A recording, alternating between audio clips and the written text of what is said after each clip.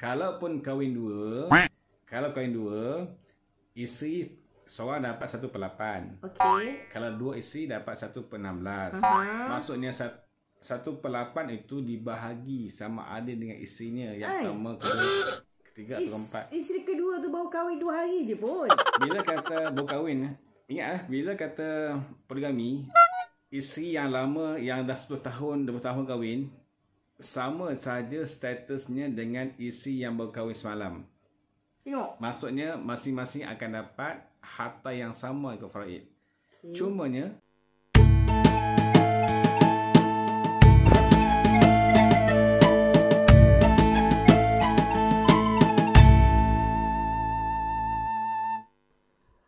Assalamualaikum guys, kita sudah sampai ke video yang ketiga untuk isu seorang yang kematian pasangan, dan nampaknya video yang sebelumnya agak panas ya, agak panas perbincangannya di antara Ustazah Syadia dan juga suaminya Ustaz MK Azman.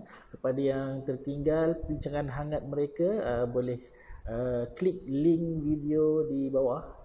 Klik untuk menyaksikan apa yang panas sangat diperbincangkan sebelum ini. Dan untuk kali ini kita akan lihat dengan lebih detail lagi tentang pembahagian harta pusaka, siapakah yang seharusnya menguruskannya, apakah status adik-beradik kepada si mati, bagaimana pula keadaannya isteri kepada si mati. Banyak persoalan yang tidak terungkai. Kita pun kalau nak komen sebagai netizen, sebagai pemerhati nak komen pun kalau tak ada ilmu pun elok tak payah komen lah. Jadi sekurang-kurangnya dalam video ini kita kongsikan ilmunya supaya anda dapat faham situasi yang berlaku sekarang dan menjadi iktibar kepada kita sekiranya selepas ini ada berlaku kematian dia saudara mara kita ke ataupun siapa. Jadi kita akan lebih bersedia, lebih faham, dan kita bercakap pun biarlah berasaskan ilmu. Jadi kita kembali dengan pasangan misteri kita, Ustaz MK Azman dan Ustazah Syadia. Sebelum itu kita saksikan intro ini dahulu.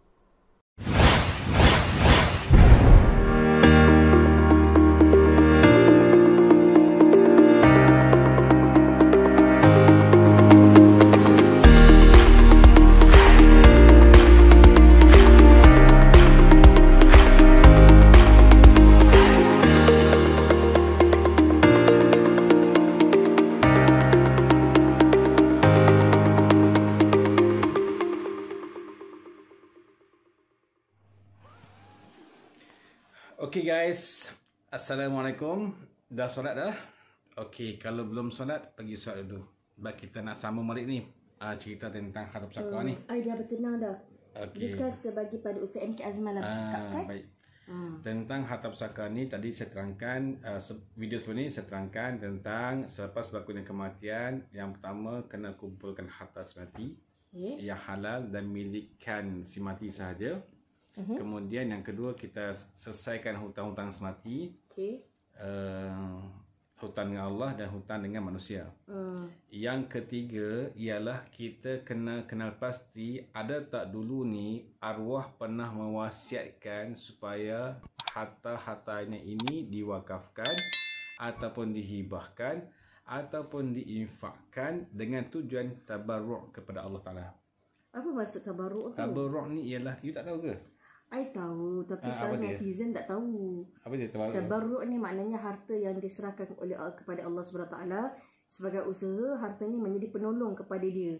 Dan juga untuk orang yang tinggal lah. Tabarruk ni ialah kebajikan, bagi tujuan kebajikan untuk mendekatkan diri kepada Allah Ta'ala. I Serudin tau, I bagi jawapan, I bagi banyak cabang.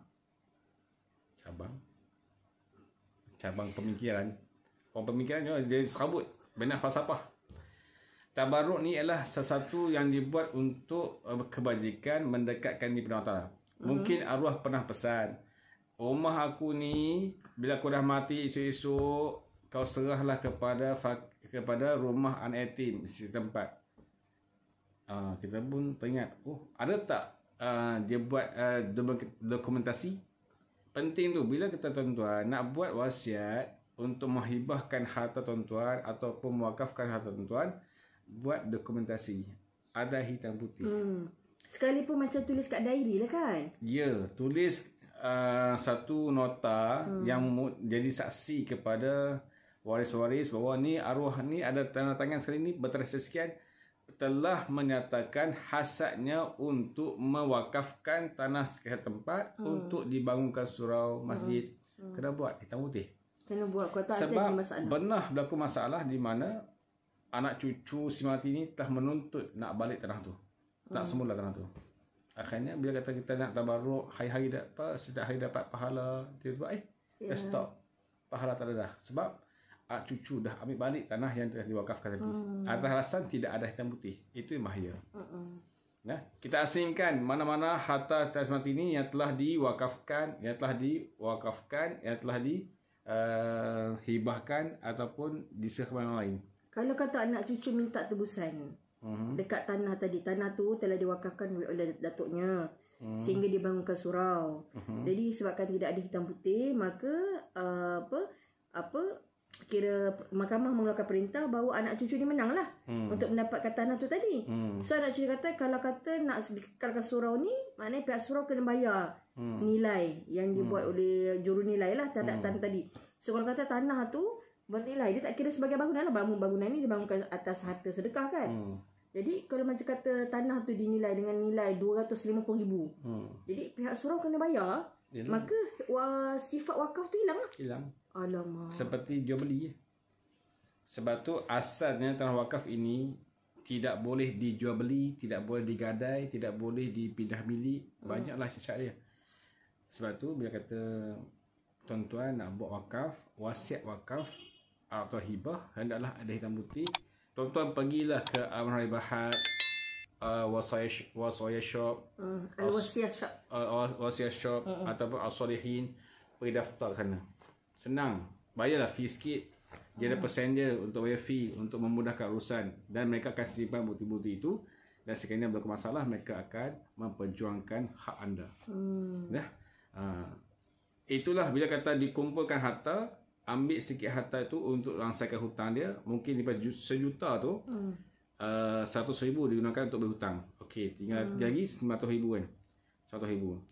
Okey, step yang ketiga ni adalah kita nak asingkan mana harta yang telah diniatkan dia untuk diwakafkan. Okey, tolaklah sudah tanah yang berharga 100,000 ataupun rumah berharga 200,000.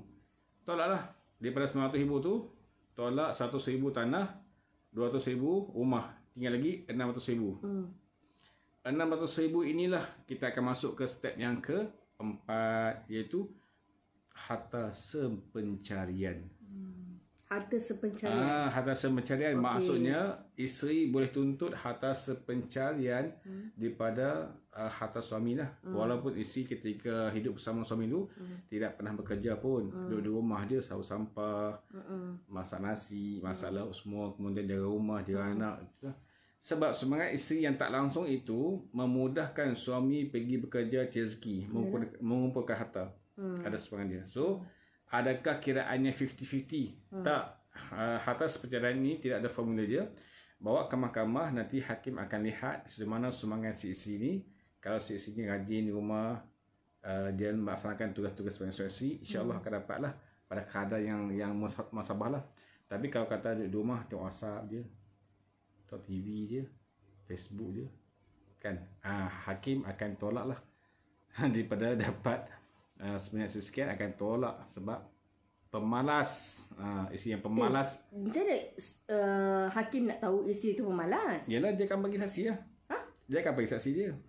Oh, maknanya harta sepencarian ni bila dituntut oleh isteri, maknanya mesti dia bawa saksi lah. Yang menyatakan bahawa si isteri ni berhak untuk mendapat harta sepencarian kerana walaupun berada di rumah, dia telah membantu urusan-urusan suami dari rumah. Iya. Oh, jadi raja-raja lah buat kerja rumah ya. Kalau raja-raja lah masak nasi, jamu suami, jaga pakaian suami, jangan merungut. InsyaAllah isteri yang soleh ini akan ada tempatnya dalam hidup suami dia. Ini yang isteri bertuntut lah. Contoh daripada 600,000 tadi ni, wakil tolak 200,000 untuk harta sepencarian. Tinggal lagi 400,000 harta suami. Jadi 400,000 ni akan diagihkan ikut faraid. Oh. Selesai semua urusan dengan orang, dengan Allah Taala, dengan manusia lain, maka harta itulah barulah boleh untuk diwariskan. Jadi maknanya isteri dapat lebih sikit lah. Kalau tak isteri biasa dapat 1/8 daripada betul. harta si suami. Jadi isteri-isteri yang bijak, anda tuntutlah harta sepencarian. Anda dah kerja anda dah bekerja juga. Ada yang isteri bekerja kan. Sekalipun anda bekerja, maknanya dia berhak tak menuntut harta sepencarian? Berhak lah. Bukannya kita tak bekerja saja. Apatah lagi kalau kita dah memang ada kelulusan tapi kita memilih atas ketaatan pada suami. Suami kata, you tak payah kerja lah. Jadi kita pun tak kerja. Walaupun ada kelulusan tinggi kan. Tak ada kelulusan pun tak kisahlah. Yang penting suami kata tak payah kerja. Jadi kita tetap berhak mendapat harta sepencarian walaupun baru 2 tahun berkahwin. Okey, untuk nak bagi harta pusaka ni, nak agihkan ikut faraid, kenal dulu siapa waris-waris yang ditinggalkan. Okey, malam ni tuan-tuan ambil masa untuk bayangkan, kalau kata aku mati malam ni, siapakah waris-waris yang berhak untuk terima harta pusaka kita ni? Ini buat seram lah. Nah. Okey. Okey. Kalau tak apalah, biar I jadi kat dia contoh lah. Kalau I mati, siapa yang dapat harta I yang tak seberapa ni? Okey. Suaminya, Okey. anak lelaki, anak perempuan dan mak si mati. Sebab saya ada mak lagi. Lagi. Sama saya pun ada mak, ada isteri dan ada anak lelaki dan perempuan. Samalah kami, sama je. Maknanya sama je, you ada seorang isteri je lah. Seorang je setakat ni. Alhamdulillah. Kalau kahwin dua, isteri seorang dapat 1/8. Okey. Kalau 2 isteri dapat 1/16. Maksudnya 1/8 itu dibahagi sama ada dengan isterinya. Yang pertama, kedua, ketiga atau keempat. Isteri kedua tu baru kahwin 2 hari je pun. Bila kata baru kahwin, ingat bila kata poligami, isteri yang lama yang dah 10 tahun, 20 tahun kahwin, sama saja statusnya dengan isteri yang baru kahwin semalam. Tengok. Maksudnya masing-masing akan dapat harta yang sama ikut faraid. Cumanya yang membezakan. Yang beza ialah tuntutan harta sepencarian. Okey. Yang kedua, suami boleh menghibahkan hartanya itu lebih sedikit kepada isteri yang pertama tadi. Masalah sekarang. Okey, tak apalah. Ada tak kena ke? Yelah, kalau si suami pergi menghibahkan harta dia dekat isteri yang muda, remaja tu macam mana? Tak boleh tak isteri melawan? Boleh ya. Tapi itu hak suami lah. Sebab pemberian ketika hidup. Memang. So tidak masalah. Dan itu pertimbangan suami lah. Kalau suami rasa kesian kat bini aku yang tua ni, dia dah tua, nyanyok betul. Dah tua, tamat pula tu. Tak apalah. Dia kata kita tamat tu. Ya, bagi yang isteri yang tua ni kan lebih sikit. Dia tunjuk kat kita tua. Yang beringatlah ya. Yang kedua tak payahlah. Yang kedua tu ambil harta pusaka je lah. Okey, itu kalau kata isi 2. Kalau isi 3, maksudnya 1/8 nambah 24, 1/24. Kalau kahwin 4, 1/32. Itu kiraan dia. Sebab 1/8 itu akan dibahagikan bersama isi-isi yang lain. Berbeza dengan haba untuk mak dan ayah. Mak dan ayah semati masing-masing akan dapat 1/6. Jadi anak lelaki dan anak perempuan ini masing-masing akan dapat 2/3 dan juga asobah binafsi lah pada sebab. Okey. Kenalkan dulu siapa, sebab tu saya permulaan video saya yang sebelum ni saya kata antara waris yang berhak menerima ialah mak semati, bapa semati, pasangan semati, anak lelaki dan anak perempuan. Ini yang komplit lah, yang sempurna. Ada orang meninggalkan mak semati, mak dia, kemudian isteri dia, kemudian anak lelaki. Contoh siapa dia? Contoh dia berlaku baru ni. Macam ada seorang artis tu lah. Lepas dia adalah tonggak kepada keluarga. So bila dia meninggal, maka yang biasa ditanggungnya itu adalah ialah isteri dia, anak dia yang baru lahir dan juga ibu dia yang sakit lah. Dan mungkin kemungkinan besar ditanggung juga adik-beradik dia yang masih belum berkahwin.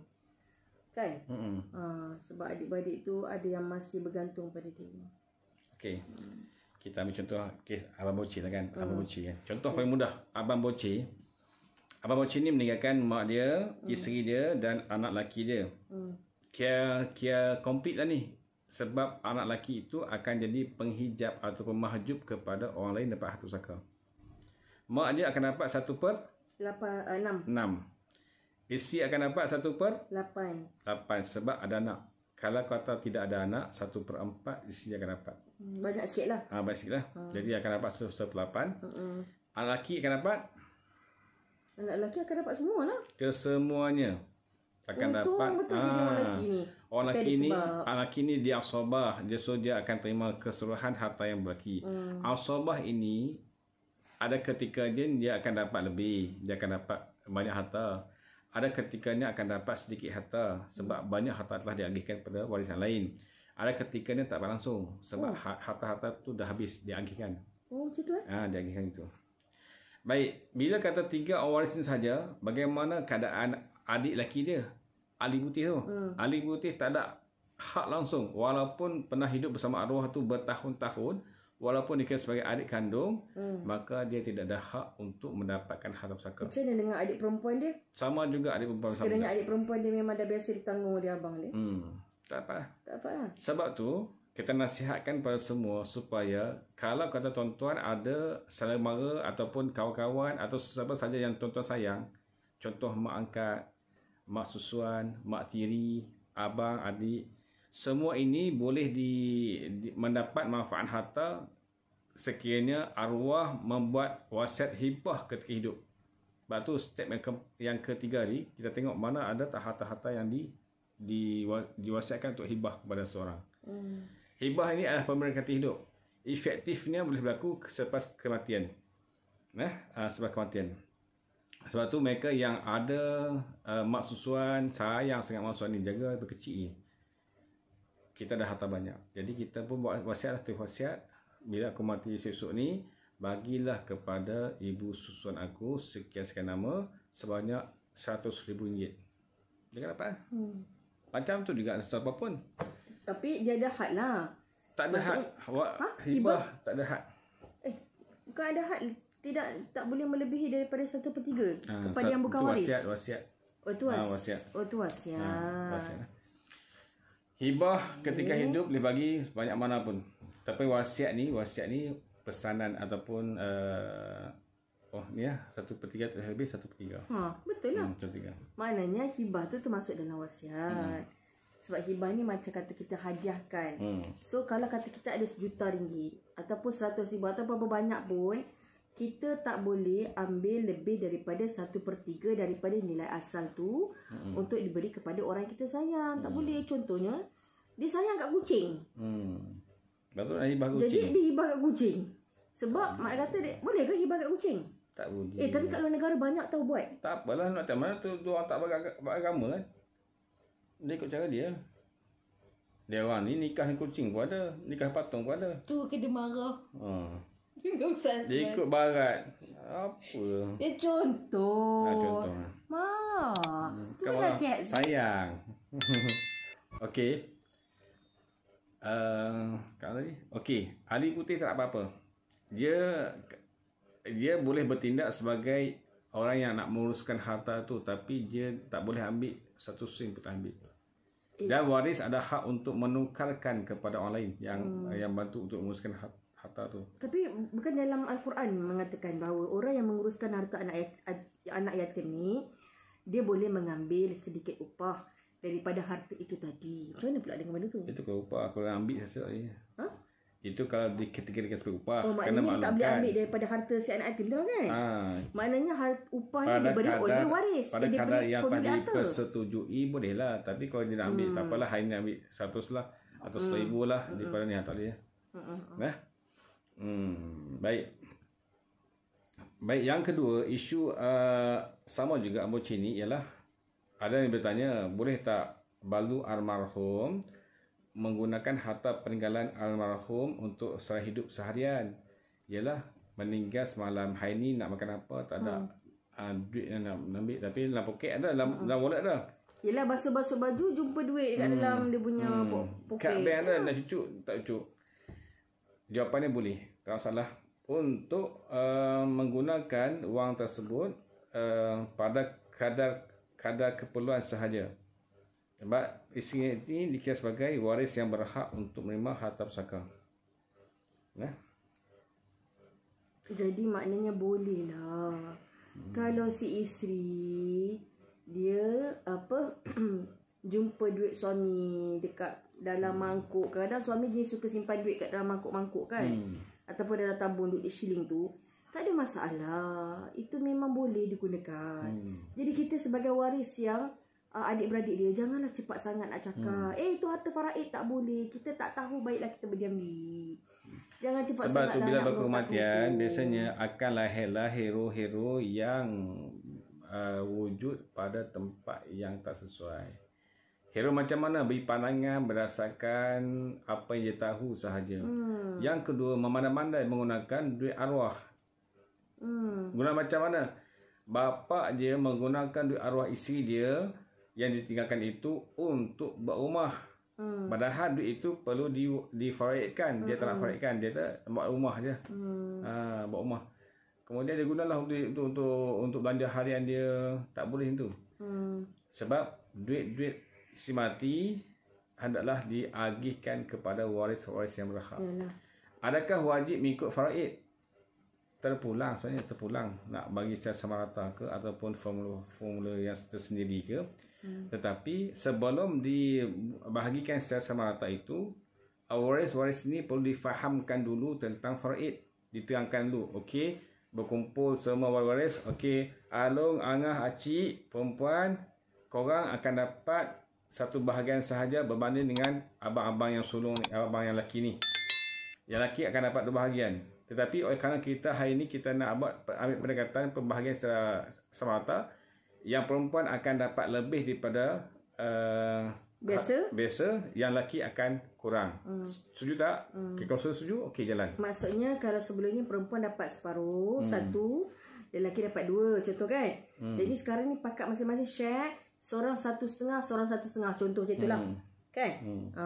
Maksudnya lelaki ni kan reda lah haknya itu dikurangkan, dan perempuan pula akan menerima lebih daripada biasa.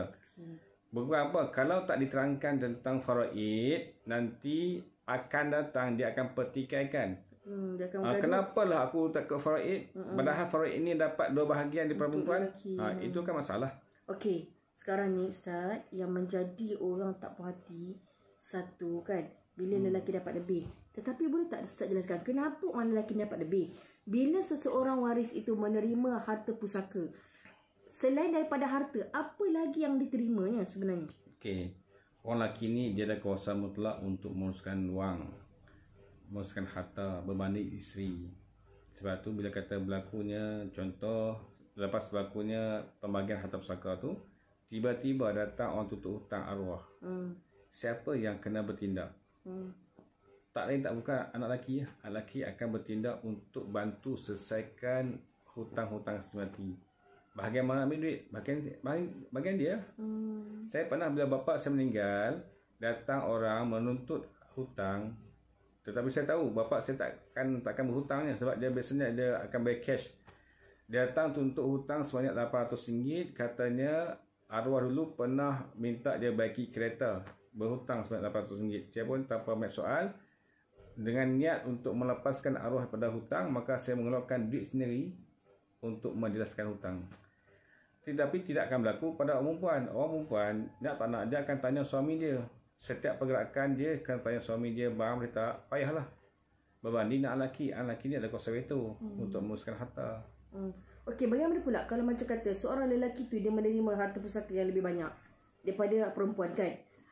Yang saya faham, dia bukan sekadar menerima harta pusaka, tetapi dia juga menerima tanggungjawab untuk memberi nafkah kepada yang di bawah-bawah tadi. Contohlah kan, katalah satu kes si perempuan ni kematian suami.